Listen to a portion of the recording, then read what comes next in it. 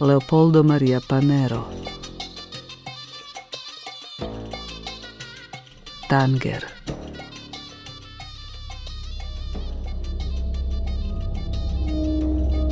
Umirem u zahodu, u Tangeru, tijela sljubljenog s podom, dočekujući kraj pjesme i istine i postojanja. Tamo gdje orlovi uljeću kroz sunčane prozore, tamo gdje anđeli s plamenim mačevima stoje na pragu sraonice,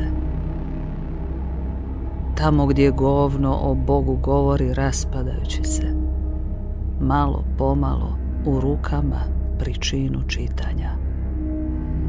I jedna golubica lebdi iznad golih tijela Arapa, što gaze grubo, sve preko kiše i groba pjesme, usađujući u njega svoja sječiva i smrt.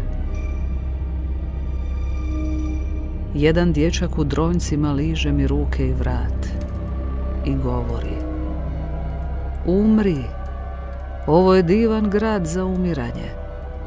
Na samrti vidjet ćeš ptice kako posrću i gmižu i pljuju vodu kroz kljunove i kako će me Filis zagrliti dok se grad sprema na predaju u prokletničkom obruču.